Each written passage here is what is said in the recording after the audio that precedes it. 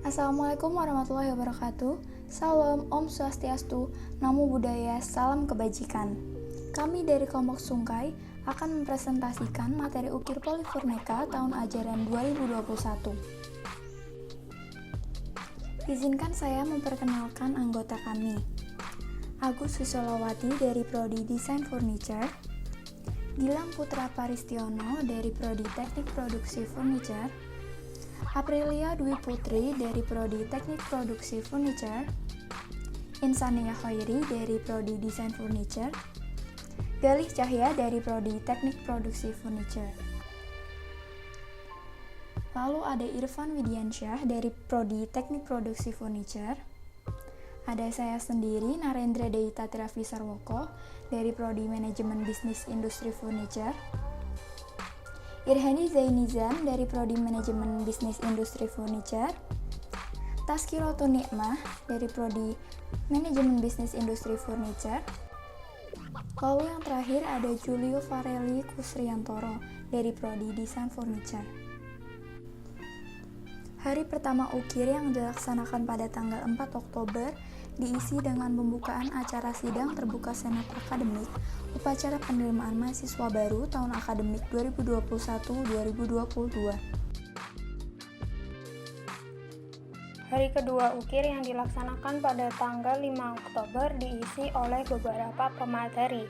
Yang pertama yaitu tenaga ahli BPSDMI bidang pendidikan vokasi industri Dr. Andes Mujiono MM. Industri sangat berdampak pada pertumbuhan ekonomi. Industri berkontribusi kepada PBB sebesar 19,87%. Faktor penggerak pertumbuhan industri antara lain investasi, teknologi, yang mana bisa meningkatkan efisiensi untuk peningkatan daya saing. SDM, kompeten meningkatkan kualitas dan produktivitas industri. Pemateri yang kedua oleh Dr. Polifurneka, Dr. Anitya Nugroho. Menurut laporan Badan PBB tahun 2017, estimasi jumlah penyalahgunaan narkoba dunia sebesar 255 juta. Jumlah mati overdosis 520 per hari.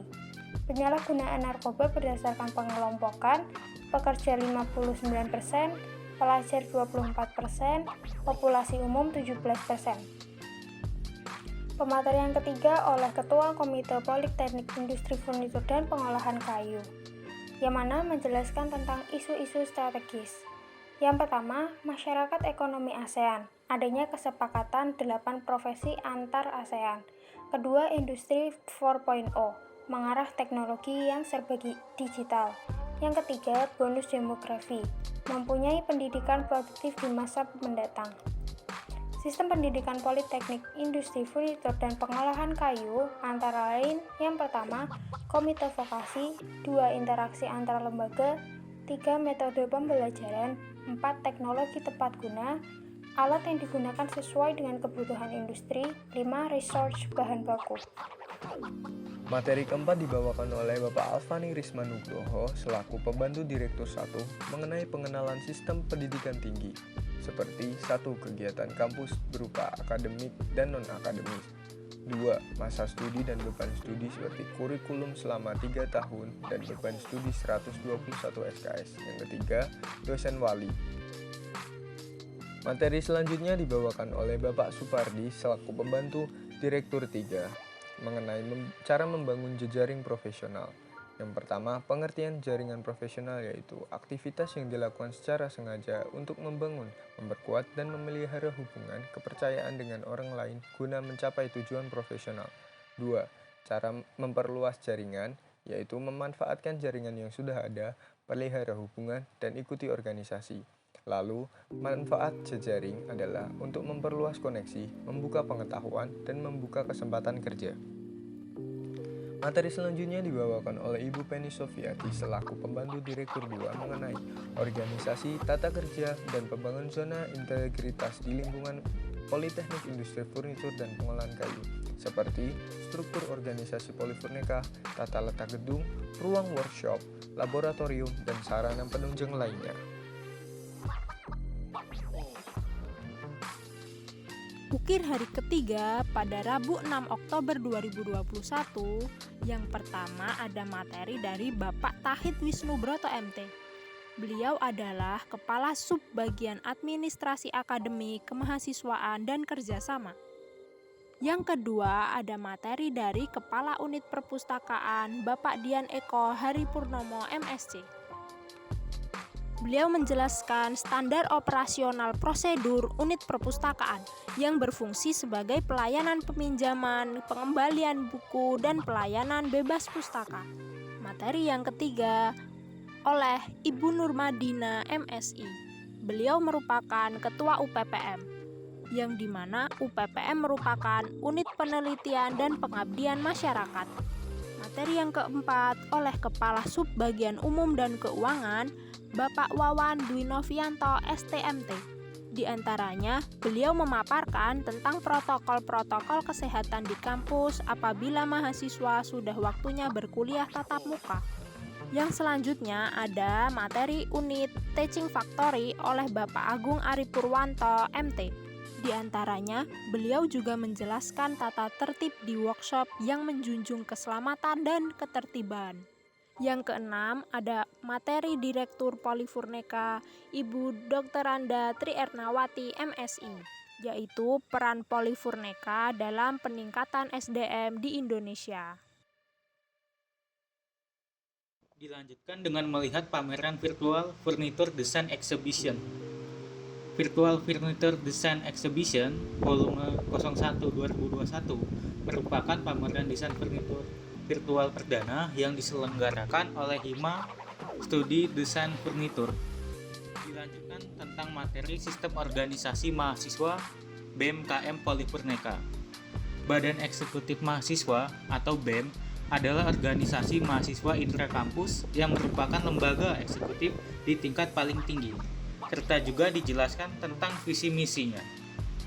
Setelah itu, Sistem Organisasi Mahasiswa atau DPM adalah organisasi mahasiswa yang bertugas sebagai lembaga legislatif tertinggi di tingkat KM Polifurneka, serta dijelaskan tugas, fungsi, dan wewenang DPM KM Polifurneka serta visi misinya. Dan yang terakhir, Sistem Organisasi Mahasiswa FLMPI atau Forum Lembaga Siswa Perindustrian Indonesia, yaitu sebagai forum yang mewakili mahasiswa yang membentuk ekstra universiter, yang berarti bukan organisasi yang berasal dari luar kampus. Kita dijelaskan tujuan serta visi misinya. Hari keempat UKIR yang dilaksanakan pada tanggal 7 Oktober 2021 diisi oleh beberapa pemateri, antara lain yaitu Ketua Kaprodi Desain Furniture Bapak Nicholas Hutasoid.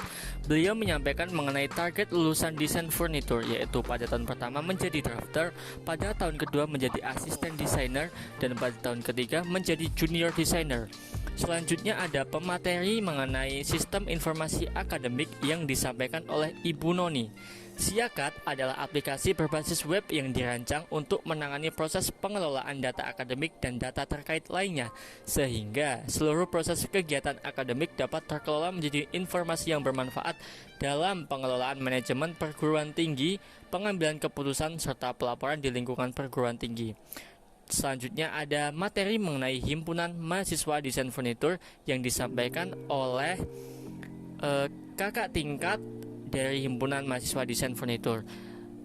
Beliau menyampaikan mengenai tugas pokok dan fungsi Himadev atau Himpunan Mahasiswa Desain Furniture, visi misi dan kepengurusan Himadev beserta program kerja yang telah dilaksanakan. Yang pertama yaitu dari Kaprodi MBIF Bapak Yuki Akbar Sonandiasa SABME mengenai pengenalan Prodi MBIF, dan yang kedua dari Sekretaris Prodi Bapak Vesa Putra Kristanto mengenai sistem penggunaan aplikasi Siakat Cloud untuk mahasiswa Polifurneka, dan yang ketiga dari staf Prodi dari Ibu Fatima Fatmawati mengenai pengisian data Prodi mahasiswa MBIF melalui website, dan yang terakhir pengenalan Ormawa Himasif oleh Mbak Sabrina Aisyah dari Divisi Litbang. Materi UKIR di hari keempat, program studi teknik produksi furniture. Pemaparan pertama yaitu dari Pak Arif Wijayanto, yaitu pengenalan program studi teknik produksi furniture. 2. Penjelasan jam pembelajaran. dan juga sistem pembelajaran. Materi kedua yaitu pengenalan dosen tetap di Teknik Produksi Furniture. 1. Ada Pak Alfani Rismanugroho, 2. Pak Agung Ari Purwanto, 3. Bu Nurmadina, 4. Pak Arif Wijayanto, 5. Pak Wahyu Widianto, dan keenam ada dosen praktisi dan industri yaitu total 25 dosen. Materi selanjutnya yaitu penyampaian diagram mahasiswa Teknik Produksi Furniture dari tahun ke tahun. 2.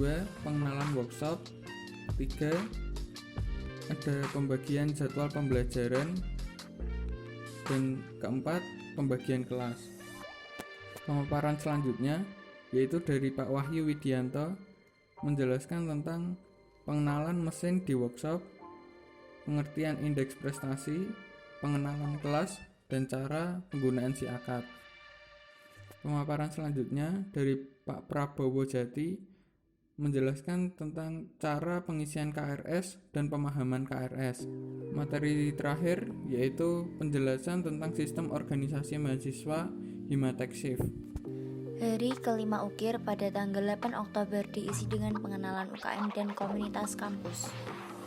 UKM Kelatnas Indonesia Perisai Diri, Unit Politeknik Industri Furnitur dan Pengolahan Kayu, diresmikan tanggal 14 Februari 2020 bersamaan dengan semua UKM di Politeknik Industri Furnitur dan Pengolahan Kayu.